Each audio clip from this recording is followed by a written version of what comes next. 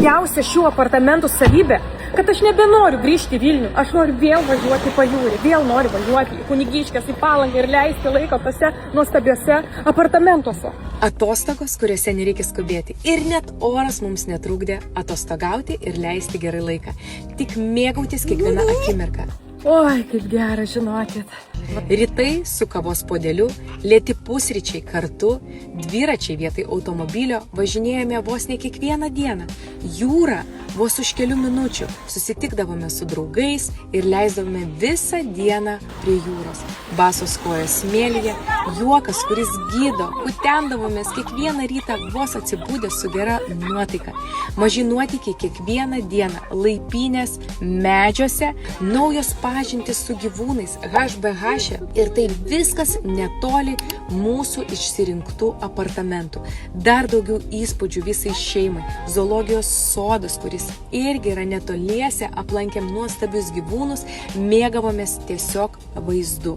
Vakarai su skaniu maistu, baseinas po saulės dienos arba netgi iš pačio ryto po sporto. Atsikėliai, po sportuko išlindai, atsigaivinai, baseiniukai išsimaudai, pasiplaukiai, volia. Nuostabus jausmas ateiti į baseiną, išsimaudyti iš pačio ryto su savo šeima. Ir dar turėti nuostabų laiką pasportuoti kiekvieną rytą. Prie jūros sportas yra visiškai kitoks negu Vilniuje.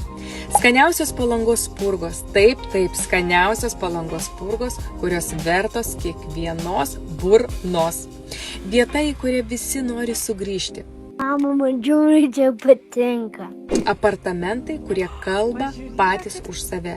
Jų švara, jų grožis, stilius, Žiūrėk, kokia virtuvė. patogumas ir svarbiausia lokacija – Kunigiškės, mūsų vasaros atradimas.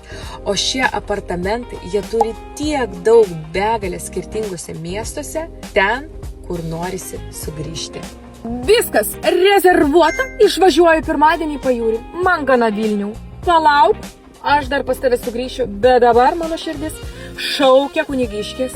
Ir vėl važiuojam į Palangėlę, ir vėl važiuojam degintis, ir vėl leisti puikiai laiką, važinėti dviračiu. Ir jūs tą galit.